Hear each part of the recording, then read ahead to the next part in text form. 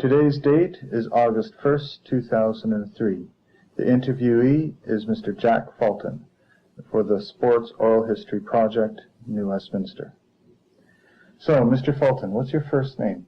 Your full name, sorry. Jack Allen Fulton. Jack Allen Fulton. And your date and place of birth? July 30th, 1926 in New Westminster. Okay. What about your marital status? I'm married for almost 53 years to my wife Jean, and we have 2 boys. Do you have any grandchildren? Yes, we have 4 grandchildren. Great. What about your parents? Were they from New Westminster? No, my father and mother were both from Scotland, from a little place called Neilston, about 12 miles outside of Glasgow. And did they come straight to New Westminster after that? No, my dad came. My dad was out here first. He came out to Illinois, and then he was in San Francisco, and then he moved up to this area, and he bought 80 acres on Annis's Island, which is just down here, and he was a farmer. Oh.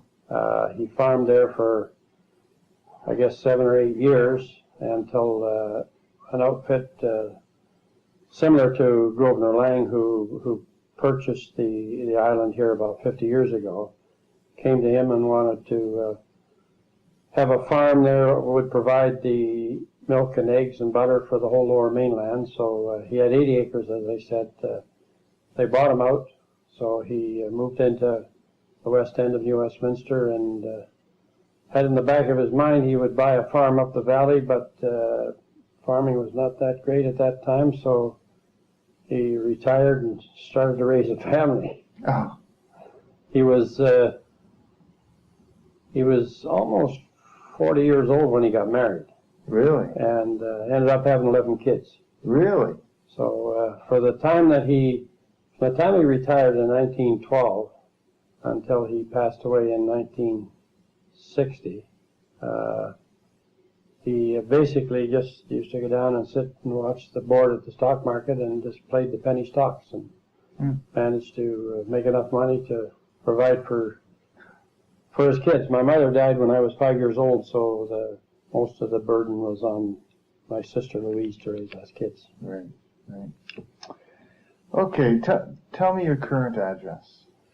Suite 801, 1185 Quayside Drive, New Westminster. And have you always lived in New Westminster? Yes, yeah. When we were first married, we moved out on 8th Avenue, East 8th Avenue. Lived there for 11 years, and then we moved to West Durham Street. We lived there for 27 years, and then we moved down to the Quay here. We've been here for 15 years. Good. As a child, tell me when you first got involved in sport. Well, I was about 10 years old, I guess. The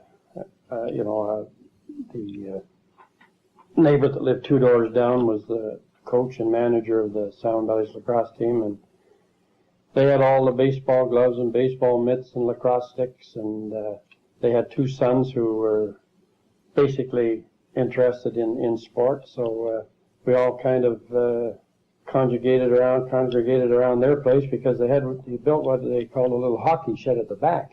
Okay. It was the length of the 2 lots. They had 2 lots, and used to go in there and play ball hockey.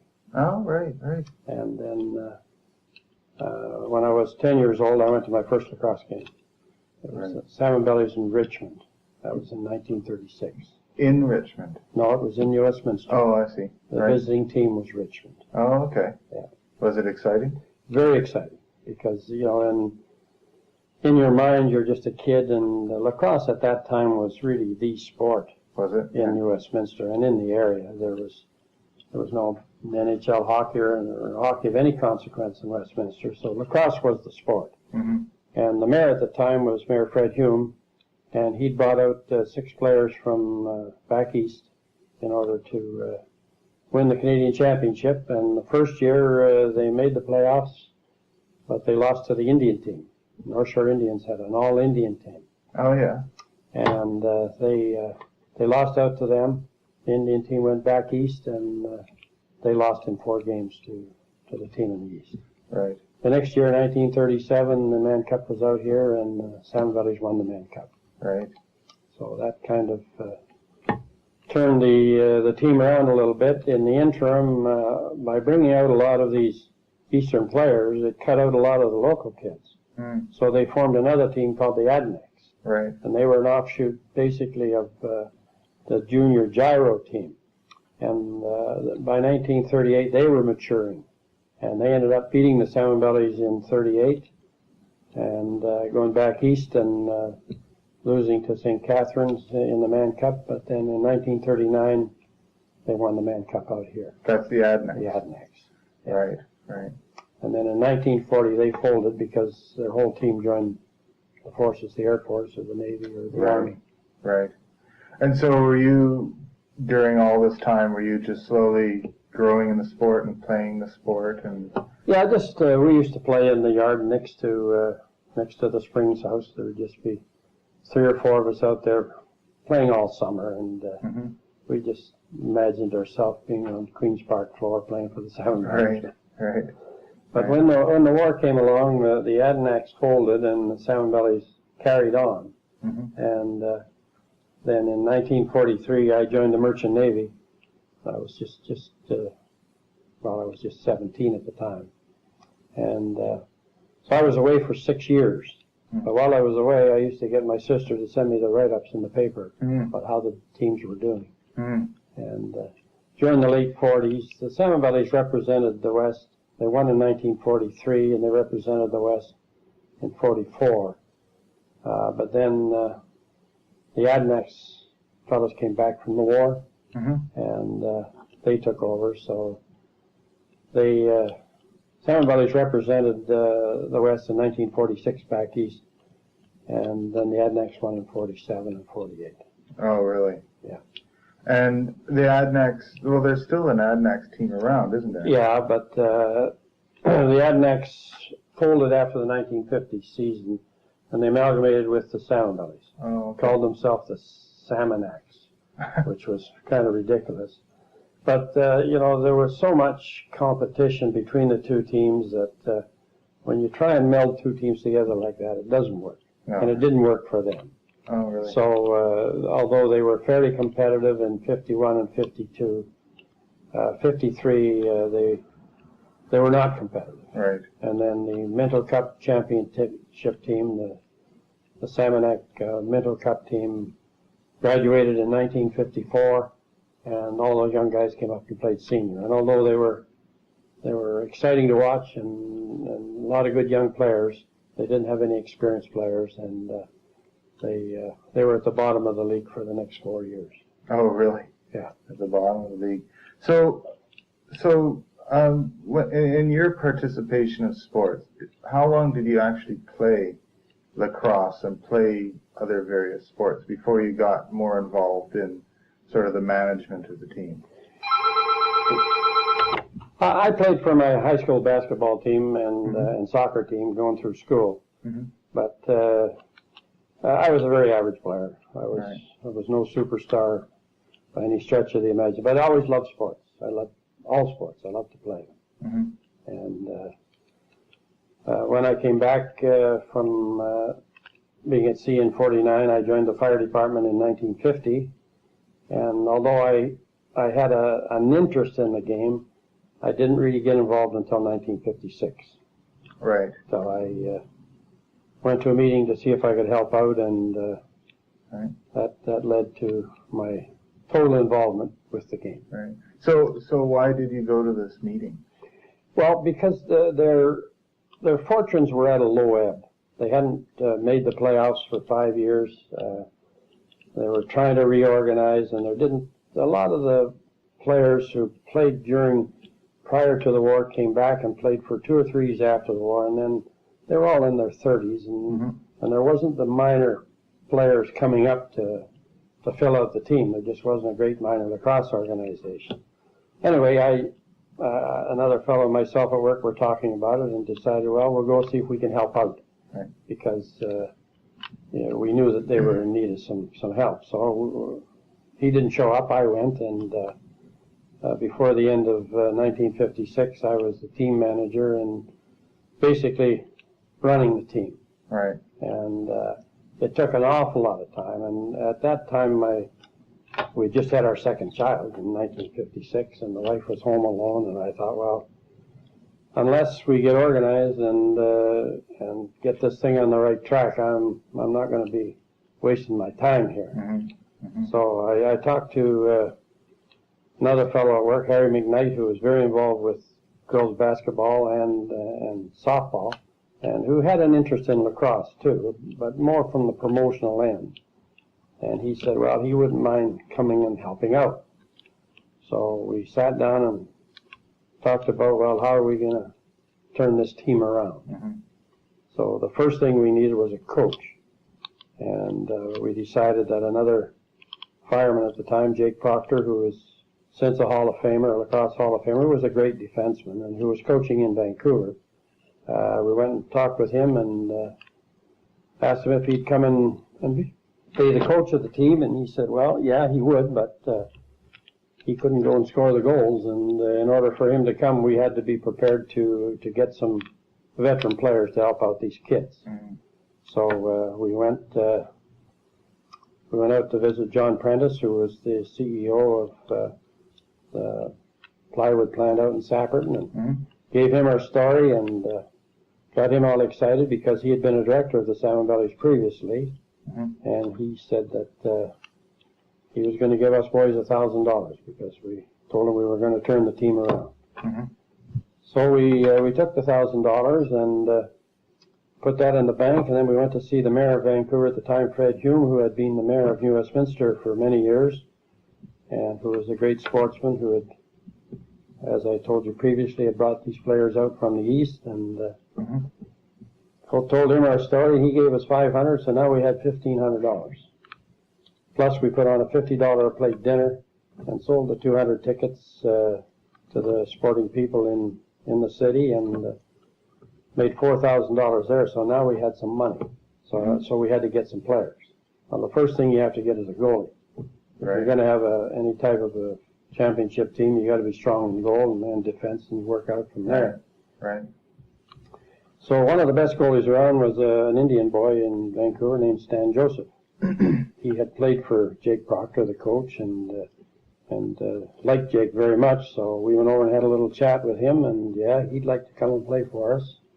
So at that time, what you had to do was put a transfer form in, and the commission would rule on it. Mm-hmm. Well, they knew that what we were trying to do to revitalize the New Westminster team, and so his transfer was okayed. And then the next fellow we talked to was the top defenseman in Vancouver named Jack Byford, and another partner named Mario Crema. And by that time, in 1956, the Peony Indian team, the junior team, had won the Minnow Cup. All right. And the coach of the Minnow team was moving his team up to senior. And you were involved in the senior Salmon Bellies? Yes, right? I was involved with the seniors. Right. So he felt that with all his top junior players that he didn't need a lot of these older players, and so they didn't resist transferring over to us. So we picked up, it turned out to be 6 veteran players. Mm.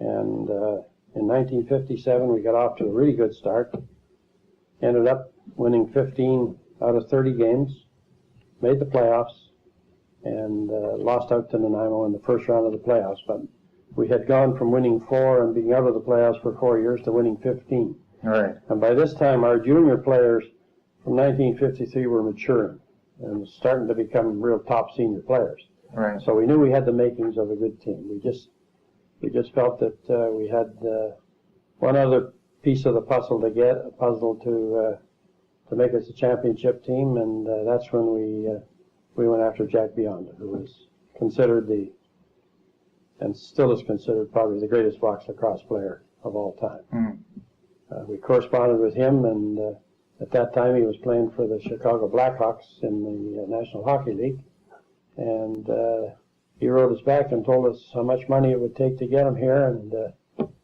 we thought, well, where are we going to get that kind of money? You know, I mean, to run a team at that time, you might spend $5,000 for the whole team. Well, Right.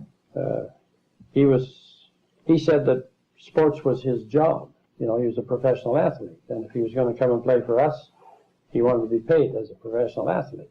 So we kicked it around and decided, well, we'll find the money somewhere. So we applied for the transfer, and commission approved, and he came to us in 1958. And where did he transfer from? Victoria. Victoria. Yeah. He had played for Victoria for 4 years. Right. He was an Eastern boy. Oh, okay. Came out here in 1954 and played with Victoria. Played in 54, 55, stayed back east in 56, played in 57. So he could see that we had a good young team, and there was a possibility that we could be a championship team. So the deal with him was that he would come here and he would promote our minors. Okay. He would have lacrosse schools and organize the kids and sign autographs and be the head up our minor organization. Right. So he came and played the part he was supposed to play in the minor end of it. He was an athlete and he wasn't an organizer. But we'd get him to referee games and he'd sign autographs, and he was really good with kids. He had a wonderful attitude, and before we brought him here, we had a meeting with our players, and we said, look, we have an opportunity to maybe bring him here, but it's going to cost us money. But we will raise the money. The executive will raise the money. If you don't want him to come, you say so. And they said, look, if you can get him here, you get him here. We don't care what you have to do. Just get him here. So I guess you can understand that when that situation is right out there, it's not easy for a guy to walk into a dressing room. No, when he's getting the big bucks. But he walked in there in 10 minutes. He had every one of them beaten out of his hand. He was just He was just that kind of a guy. He was just he was such a great player and so modest. Never bragged about anything, and such a superstar and so colorful that our crowds from there just started going up. And with the Columbian newspaper, giving us all kinds of support, we got the people from Coquitlam and the people from Surrey and everybody coming in. Coming in to watch the game. Coming in to watch the Salmon Valleys and beyond. And it's kind of interesting. In 1959, he was playing with us, but we were running another one of these $50 plate dinners. And Harry McKnight and myself were over in Vancouver, and we were going to Carlin's Brewery to see if we could get some free beer. So as we're driving down Broad Street, we see a big sign up there, O'Keefe's. They were coming out here, trying to break into the beer business in BC. So we said, well, let's stop in and just have a talk with them. We might get some beer from them. So we went in, and the manager, a fellow named Andy Folds, was there. So we told him our story, and he said, oh, sure. He said, I'll give you 10 dozen beer. And we talked about lacrosse and the team and everything, and he said, well, have you ever thought about taking on a sponsor? And we said, well, no, we hadn't really thought about it. Well, he said, think about it, and we might be interested. So he said, come back to me in a couple of days and tell me how much it will cost to sponsor your team, to change the name from Salmon Valleys to O'Keefe's. So we kicked it around, and we thought, well, $4,000 is a pretty nice figure, So we went back, told him what it would take to sponsor the team, and he said, well, leave it with me in about a couple of days. And he phoned us in about 3 days. He said, you've got yourself a new sponsor. So we had to have a press conference.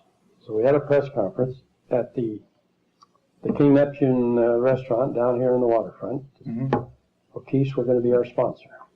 Well, that didn't go over too well with the rest of the lacrosse fraternity. They didn't want any beer outfit sponsoring the Salmon Valleys, Well, our position was that we were into it. And in the meantime, we had got the $4,000. And they got so much bad publicity about it that Andy Folds came to us and said, look, you guys keep the $4,000 and just go back to the Salmon Valleys. It's not doing you any good. And we thought, no, the heck with it, because with that $4,000, we'd taken that money, we'd promised it to our players. We're going to give each one of them X number of dollars. And furthermore, if we bowed out now, we wouldn't have them for a sponsor next year. Right. So now in '59, we're the O'Keefe's, U.S. O'Keefe's. So we won the Man Cup that year. Right. Beat Peterborough in 4 straight games. In 1960, we had signed Beyonda to a contract, and he was going to work with the brewery. He was going to be a salesman with the brewery, and he was going to play lacrosse for us. But then a friend of his, who had been his previous coach in Victoria, talked him into going over to Nanaimo, because Red McMillan was now coaching Nanaimo, and offered him a 10% interest in a little scruffy hotel there. And I met with him. I met with Jack up at number 2 Fire Hall and went over the whole deal with him, and I said, well, we'll let you go, but I think you're making a mistake, because there's about 38 beer parlors in Nanaimo, and none of them are making any money. He said, yeah, I think you're right. He says, I'm going back and tell Red that I'm going to stay with you. So when he walked out of the hall, I said to one of the fellows there, I said, the last guy that talks to him, that's who he's going to play for. Right. So he decided, no, he was going to go to Nanaimo. So we should give him his release to go. Mm-hmm. Played with Nanaimo in 1960, and was the difference in the league. He ended up beating out Vancouver for to represent the West in the Man Cup, and they went back east, and they lost out in the Man Cup. In 61, we went to the Rose Festival for an exhibition series against Nanaimo, and Jack got hurt. He hurt his shoulder or his back or something, so he never played, only played very few games for Nanaimo that year. And by this time, he was disenchanted with the beer business and realized that it was going nowhere. So halfway through the season in 1962, he came to us and said that he'd like to come back and play for us. Oh, okay. So we said, well, we'd like him, but not on the basis that we had him before. There was only 10 games left in the season, so we offered him $1,000 to play the 10 games on the playoffs. So that was okay with him. So he came back, and that year we ended up second in the league play, and we got into a playoff against Vancouver, and they won the first game. We won the next 2, so now we're down 2-1. No, we were up 2-1. They won the next 2. We're down 3-2. And I remember the coach of the Vancouver team coming to me and saying that this is when they were up 3-2. If they go back east, would we let Beyonda go with them, because you were allowed to pick up players? I remember saying to him at the time, I said, well, don't worry about it, because you guys aren't going back east. We're going back east. So we played the 6th game in Westminster, and we beat them about 14-8. Went to Kerrisdale Arena for the 7th and final game, and there was a big kerfuffle about the referees. Vancouver were unhappy with the referees, because Jake Proctor was the referee by this time. He was no longer our coach. Right. And they figured that he favored Westminster too much. So they brought in 3 new referees. Right. And it was a great game. And we were winning 9-6 with about 5 minutes to go, and they tied it up 9-all. And just at the buzzer, we had a face-off, and they got the ball and went down and darn near scored. Just about beat us 10-9. We went into overtime, and we had a penalty just at the end of the game. So we were a man short for the first 2 minutes. And with about 4 minutes to go, Jack Beyonda, you have to understand that he was a great offensive player, but defense was not his game. Right. He said he tried it once, and it was too much work. He didn't like it. So, but he used to take such a pounding on offense that you couldn't expect him to play defense. So with about 4 minutes to go in overtime, he's gone down and made a play on goal, and he hasn't scored. And Vancouver's got the ball, and they're coming up the floor, and they make a pass, and Jack Barkley, one of our younger players, intercepts the ball. And of course, Beyonda is still about 20 feet towards the Vancouver goal, so Barkley just flipped it over his shoulder to him, and he went in and scored the winning goal. Oh. I mean, that's the kind of situations he always found himself. It would be him that would score the winning goal, but it would be somebody like Barkley that did all the work on it, Right. But we went on to score 3 more goals and beat them 13-9, and it was just a great series. Probably the best series that I can remember. Right. And were you still the O'Keefes at this time? Yes. Yes. We were the O'Keefes right up until 1965. Oh, really? Yeah. That long, eh? Yep. And he played with us next year and the following 2 years. And then in 1965, we brought up that's the year that the Adanacs came into the league. The Coquitlam Adanacs. Oh, okay. Nanaimo dropped out because Nanaimo were not very well organized, and there was a lot of expenses for them coming over, and they wanted a lot of concessions from the league. And in the meantime, we had about a group of ex-Adanacs that were prepared to bring them in as a Coquitlam Adanacs. So they came in the meantime, we brought up 4 or 5 players to replace the ones that we had lost, because we gave Coquitlam the option of taking any of our 3 players. Didn't matter who it was. We took a bit of a chance, but we knew that the likes of Parnell and Sepka and our really core players wanted to stay in Westminster. They didn't want to go to Coquitlam. So they took Barkley, Mike Gates, who turned out to be a Hall of Famer, Charlie Saunders, and Ivan Stewart, who was another one of our younger players. At that time, he wasn't younger anymore. He'd been playing for quite a few years, but they ended up being very competitive, beat Victoria out for the final playoff spot, and then played Vancouver in the finals in a 3 out of 5 and beat Vancouver in the semifinals. So now we're playing Coquitlam in the finals. Well, Coquitlam had shot their bolt when they played Vancouver, and we beat them fairly handily. We beat them 4 out of 5 games. So now we're into the Mann Cup with against a team from back east who called the Brooklyn Redmen, who were allowed to pick up 6 players to strengthen their team, because lacrosse in the West at that time was much stronger than it was in the East.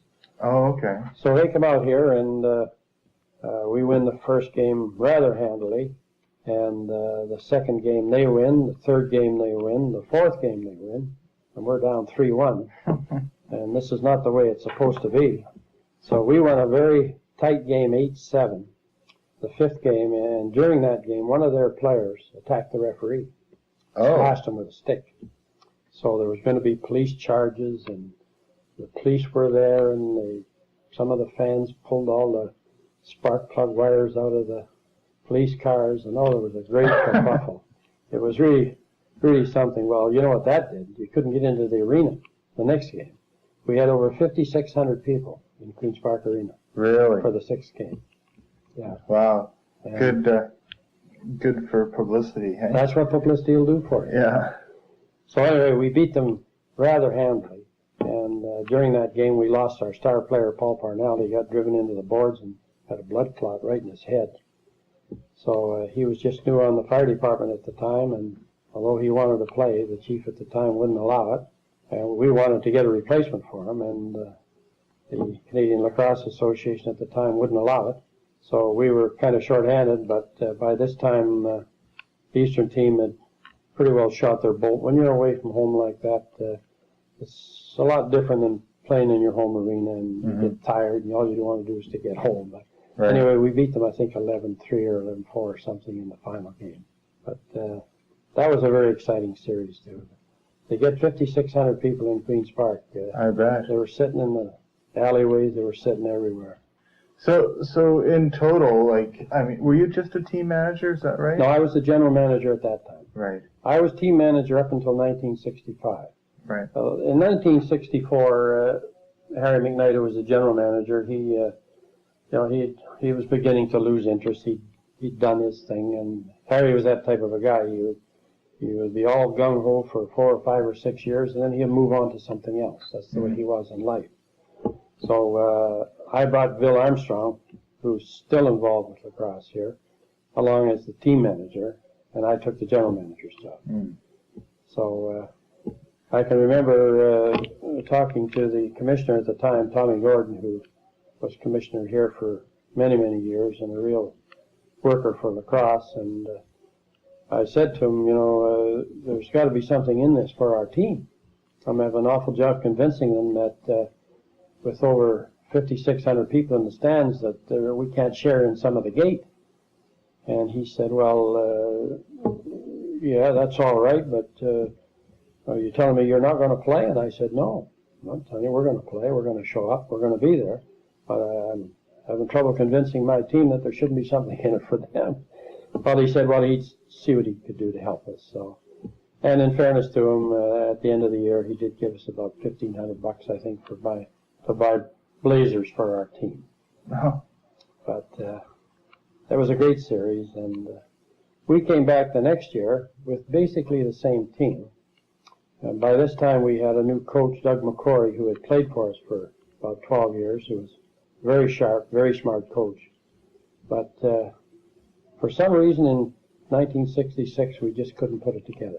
We made the playoffs, and the second game of the playoffs, we had a big fire at the sawmill down here, at the Alaska Pine at the time. Okay. If you dig into the archives of the city, well, they canceled the game. Oh. Because everybody was down watching the fire anyway, and we couldn't get our team out there. But in the end, Vancouver beat us out, and then we had then I stepped down as general manager at that time because I went on the national body. Oh, I see. I went as the 4th vice president of the Canadian Lacrosse Association. And Bill Armstrong took over as general manager, and they put a new floor in the arena in 1967. So the Salmon Boys had to play out of Surrey, which wasn't very good, really. You know, you're playing in a place that's not your own. So the team didn't do very well. They did make the playoffs in 1967. But in 1968, they brought up our junior team, our Minto Cup contenders, who had contended for the Mann Cup the Minto Cup the previous 5 years, and they formed a kind of a quasi-professional league. The 4 teams from the East came out here and played everybody, and then the teams went back there. So the Salmon Belly started out very slowly, but ended up winning the West, and Detroit represented the East and come out here, and we had played a 7-game series. When I say we, the Salmon Boys had played a 7-game series against Vancouver and finished on Sunday afternoon and beat Vancouver 7-6. So they had to open the championship on Monday night. Well, they were out of gas for sure. So Detroit beat them by 8 or 9 goals. Detroit had a really good team. Did they? Yeah. But they made one mistake, one bad mistake. They had a goalie named Merv Marshall who had been goalie for the Oshawa Green Gales for all the years that they'd been in the Minto Cup. He was a good goalie, but he was not a big, strong kid. But they put all their eggs in one basket and only brought out one goalie. And by the Wednesday game, our guys had really regained their strength, and they were peppering this guy with 50 or 60 shots a game. And I think we won the next 2 games, and then Detroit won one, and then we won the following 2. So we beat them in 6 games, but it was great lacrosse. Right. And the junior kids, the Gosses, the Winzowskis, the Luthwaites, the Bennies, they were all 21 years old, 21, and just full of, whatever you need to play a game. And it was great lacrosse, and they were the basis of the team for the next 7 or 8 years. When you were the team and general manager of the Salmon Bellies, did you attend every game? Oh yeah. Right. Oh yeah. Right. And what sort of responsibilities did you have? Well, you had the responsibility to start off with as a team manager. I used to sign all the players. Okay. And when we started getting some crowds and getting some money, I would go to our core players and I would say, look, to start off with, we'll give you $200 to sign. If we make the playoffs, we'll give you another $100. Right. If we win the playoffs, we'll give you another 100, and if we win the Canadian Championship, we'll give you another 100. So you're guaranteed $600 for the season plus 3 if we win. So that was my job to sign your core players, your 8 or 10 veteran players. And how many players on a team? Well, we used to carry about 18. And on the field, you're allowed 6, 5 in the goalie. And then you have shifts, is that right? Yeah, just like hockey. Yeah, exactly. Yeah. Oh, okay. Okay. So anyway, the same team stayed together in 1969, and again they had the bit of the quasi-pro league thing, and by that time they couldn't compete for the Mann Cup because it was for an amateur crown, so they had the senior B players that were playing for it. Wow. So they were a gain of force in 1969. They dominated the league and went back east and lost out to Peterborough in 7 games in the final there, which really ticked them off. And the next year they were waiting for Peterborough. Peterborough came out here in 1970, and they just blew them away 4 straight. Oh, really? Yeah. And in 71, they represented the West again back east. But they lost back east to Brantford. 72, they came out, they won a game, and they won 70, 72, 74, and 76. Really? And in 74, it was a one-game Man Cup. It was televised nationally. Oh, okay. And they played against a team from Windsor and beat them very handily. In 76, when they went back east, they played against Brampton, and it's tough to win back there. You know, you're away from home, but they went 7 games and they beat the Brampton team in the 7th game by 1 goal. So they won the championship in 76. Then for about 2 or 3 years, Victoria kind of dominated out here until they, in 1980, they were back again, and by this time they picked up, the draft had come in by that time. By the draft, I mean the junior players all went into a pocket, and the bottom team got first pick, just like they do in the National Hockey League. Right. Well, we began to pick up some of the better young players from Burnaby, and partway through the 1980 season, a fellow by the name of Al Luthwaite was coaching, who had been a great player, but the team were not responding to him. So Casey Cook, who was the president at the time and the general manager, he took over the team in 1980 and got them through the playoffs and got them into the Man Cup. No, that was 1981 it was. Got them into the Man Cup and won the Man Cup in 1981. And then from 1981 until 1991, I think they were in the Man Cup about 6 times. Really? And they won it 4 times. They won in 81, 86, and 88. And then they won in 91. Right. They won the Man Cup again in 91. But they've had a bit of a, I don't know what you would call it, they haven't won since 1991, and they represented the West in 1995 and had an excellent team. And they had the series out here, and in the first minute of the game, they had a bit of a roustabout behind the goal, and one of the big Indian kids from back east come running down the floor and cross-checked our star player right across the back of the neck. Give him a concussion. Put him right out of the series. So it went to 6 games, but the Eastern team beat them in 6 games. But it was a tough series too. But they haven't been in the Man Cup since 1995, so it's 8 years. Right. Well, did you enjoy being manager? Well, you know, it's so much work. And when you say, what was your job as manager? Well, it was to try and get them jobs. And we had a connection with what they called the selective service at the time. And we had a fellow there who was a lacrosse fan, and we used to get the guys jobs. But, you know, some of them are young guys, and some would pan out and some wouldn't. Right. Some of the more stable guys, we got them jobs in the fire department. Right. And I'll tell you a little story about Cliff Sepka. He was one of the smartest players that ever played the game. But in 1962, he was working for the BC Telephone, and he was working in the warehouse there. He'd been out on the lines, but they were cutting back, and he could see that he wasn't going anywhere in the warehouse. So Don Ashby, who was another colorful player here, was coaching in Victoria at the time, and they were posting jobs, and he worked for the telephone. So he phoned Cliff Sepka up and said, well, they're posting this job in Victoria. If you apply for it, you know, we can maybe pull some strings, and you can come and play in Victoria. So Cliffy said, well, you can come and talk to me about it. And I said, well, you know, if it's your job, I guess maybe you got to think about it. But I said, well, do you really want to go? And he said, no, I don't. I want to stay here. So I had a friend at Glenn Lewis, who was the sports writer, was heavy into baseball. And he used to be a good friend of the guy who ran the baseball, Capelanas, or wherever they were at the time, and he was head of the telephone. Right.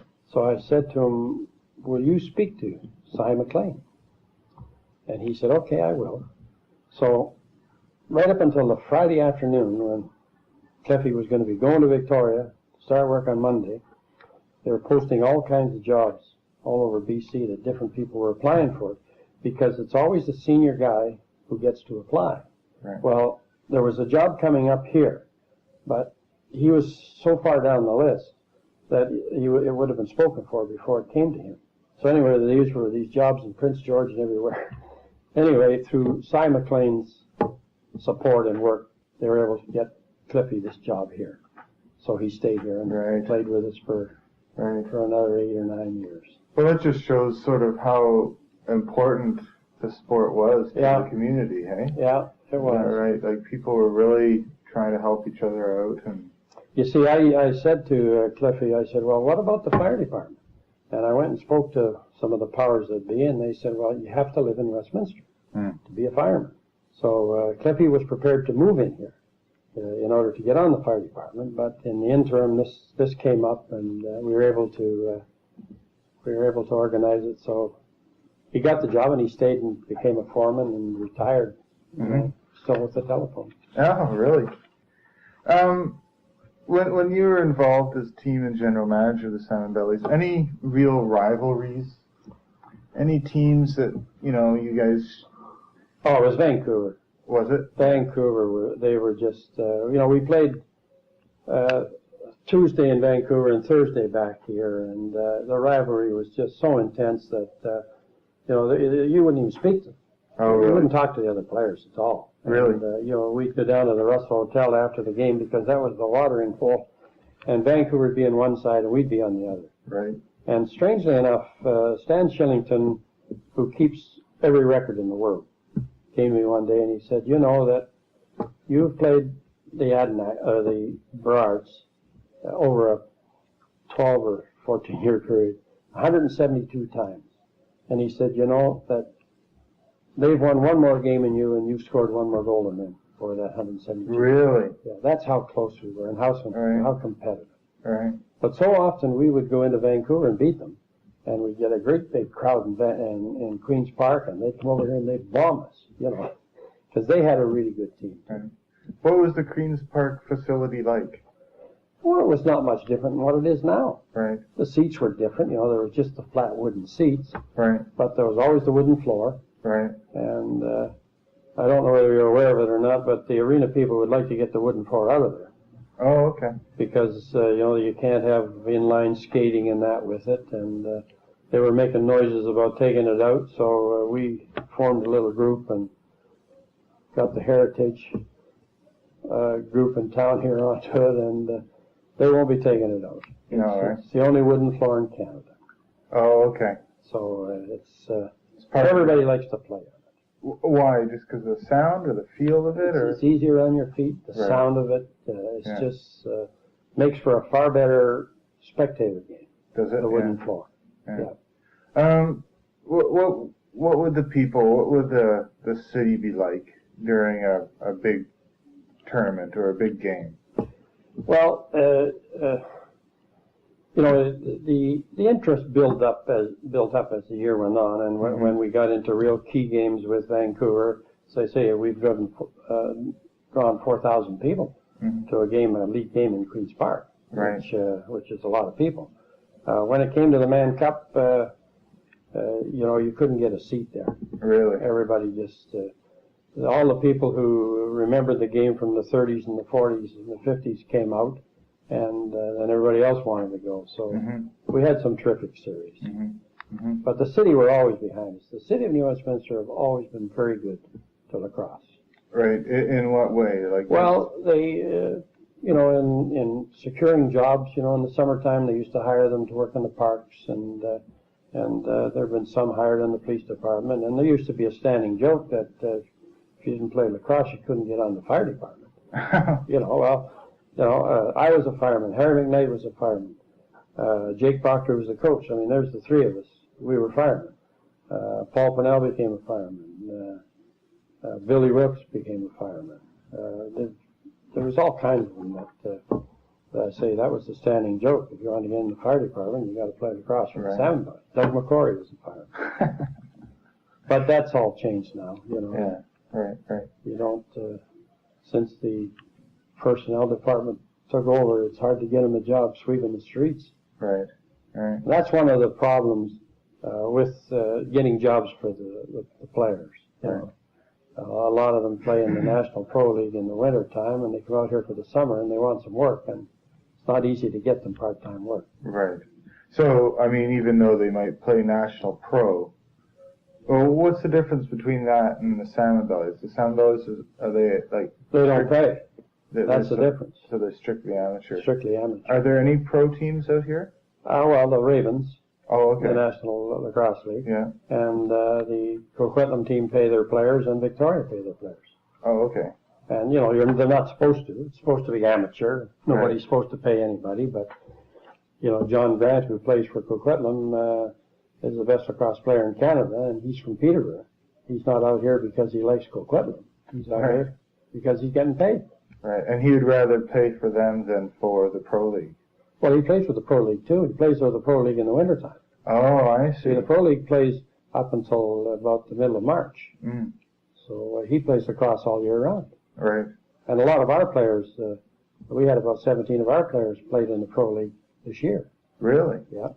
Really? 17 out of how many? Well, we got 23 assigned. Right. Yeah. Right. So it sounds like you're still involved a little bit.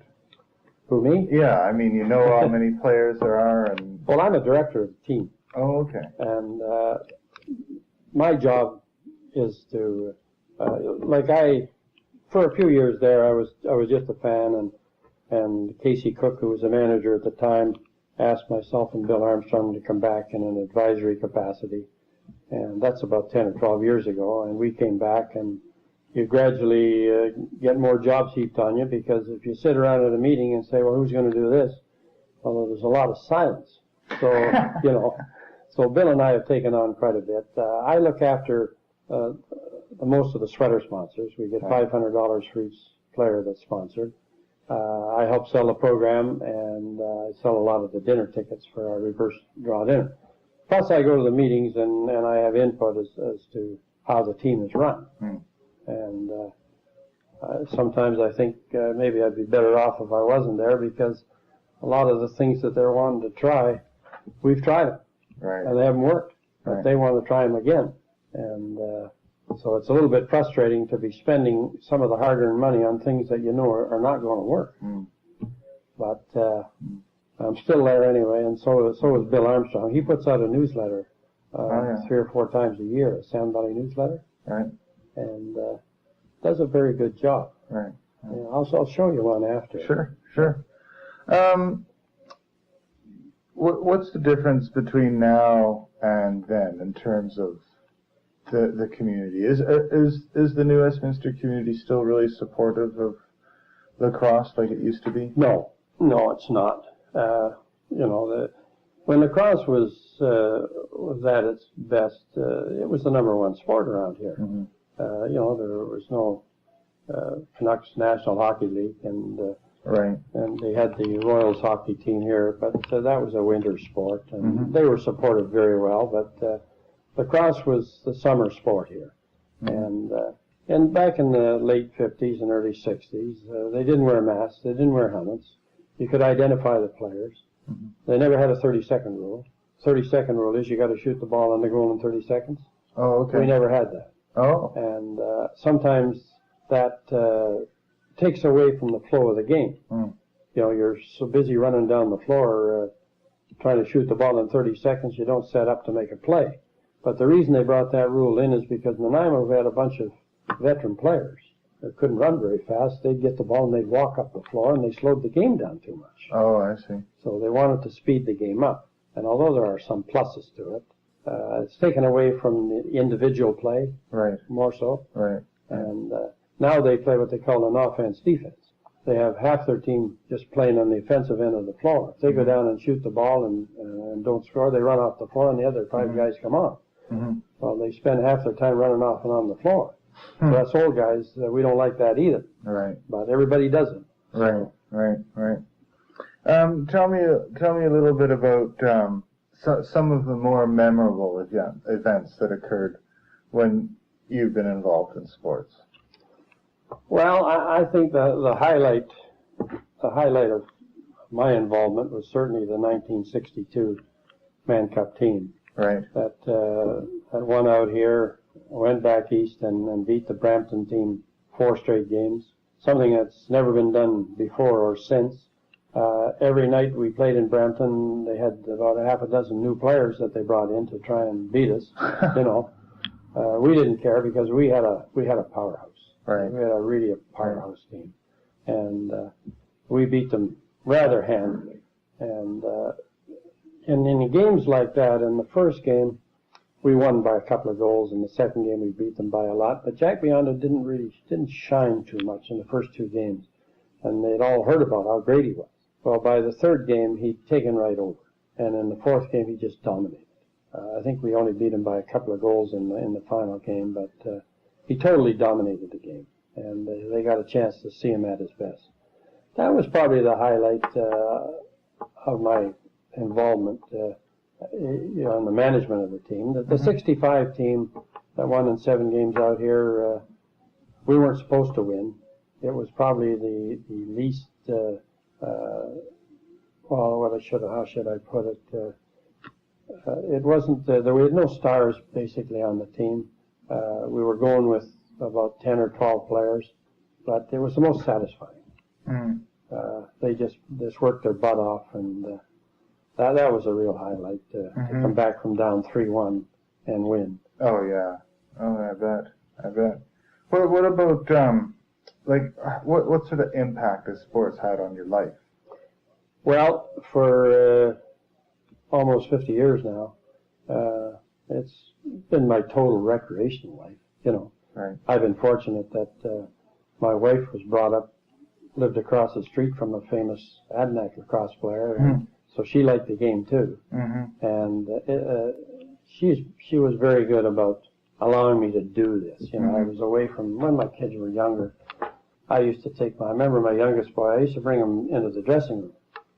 And one day I said to him, geez, Jackie, I don't think you should be in here. I said, you know, you hear swear words and that's not good. Well, he said, Dad, I hear them, but I don't say them. So he was around the team from the time he was 3 or 4 years old. Really? Yeah. And lacrosse has been his life too, up until he just finished coaching the midget team here last week. Really? Yeah. Really? Wow. What about friendships formed? Well, it's something like this Tuesday we're having a little brunch for Don Sepka, which is Cliff Sepka's brother. Okay. He played with the team Right. back in the 60s. So we've maintained those friendships right from the early 50s, you know. And I still play golf with Parnell every Wednesday, so we're still very good friends. So, Right. no, you still have that connection. It's nice now to have the same connection with the Vancouver players.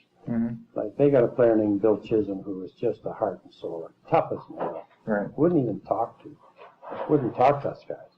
Oh, now right. when you see him, he's so friendly, and he'll buy you a beer, and, Right. you know. Right. So those type of friendships, you never really lose them. Right. Right. No, it's, I don't regret the time I've spent doing it. You know, I've enjoyed it, and, you know, I'll do it for a couple more years, but when you get to be 80, I think it's time to move on. What about sports and its importance to New Westminster? Well, they call New Westminster the City of Champions, and we had the champion soccer team here, the Royals. Right. We had the champion basketball team, the Adanacs, won the national championship. Certainly lacrosse has been the most prevalent sport. And when you think back to 1958, we've won 12 national championships since 1958. So there's no other city that's come even close to that. Right. Even though we're in kind of a bit of a drought right now. Right. But it'll eventually turn itself around. Well, There are so many young kids playing now. Right. Like the minor lacrosse registrations are just up all over BC. They There's are. lacrosse in areas that they've never had it before. Right. And that way you get the athletes. You know, I mean, a kid is a kid. If he's playing in Maple Ridge, they're going to surface. I mean, we get all kinds of really good players from Alberta now. Really? We never got Alberta players before. Huh. But now we get some. Right. So, no, it'll turn itself around. When Adnex run out of money and they got to go with their local players, things will level out. Right, right. Victoria are going to be in a little bit of a struggle because they tore down their arena there, the Memorial Arena, Right. and they're going to build a new one.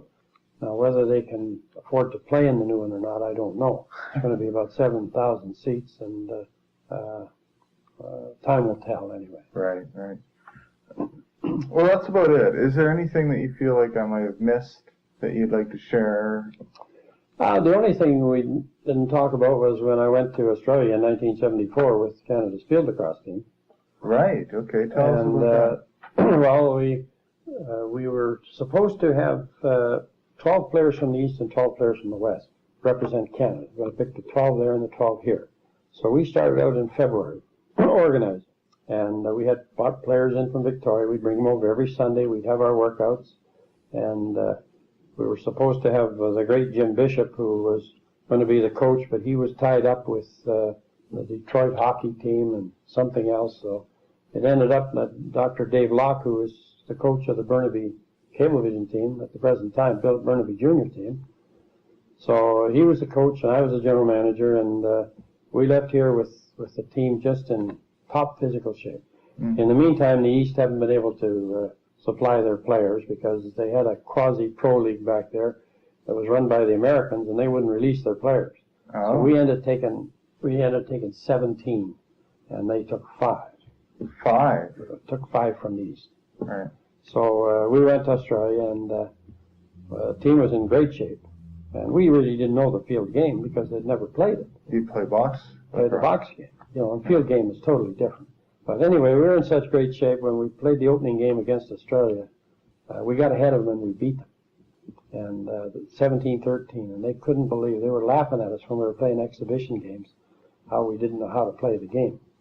So anyway, that was the highlight of the Australian World Field Lacrosse Championship, because we got up against the Americans. They knew the game and they were fit, and they were far too good for us. Right. So that was kind of a highlight. We were there for 2 weeks and enjoyed it. And we had a 25-year reunion here a while back, and there was a lot of the guys still around. So. Right. Is there a lacrosse international championship every year? Every 4 years. Every 4. And has Canada been involved? Yes, Canada won in Manchester in 1978. Oh, did they? Yeah. They played a round robin. And they played the Americans. And the guy who was coaching the Canadian team was a fellow named Bobby Allen, who holds the record for the most goals in the Western lacrosse here. He scored 89 one year playing with Nanaimo. Just a great, great player. Very smart. So they played the Americans in the round robin game. And they lost to the Americans like 24-3 or something. And then they beat the British and they beat the Australians. So they're in the finals against the Americans. Well, it's a real great game, and the Americans are ahead by, I don't know, 8 or 9 goals. Well, the Canadians just chip away and chip away and chip away. Well, it goes to overtime. Well, the Canadians beat them in overtime to win the World Championship. And it's the only time they've won it. Oh, is it? Yeah. And I talked to Bobby Allen after, and I said, you know, you conned them.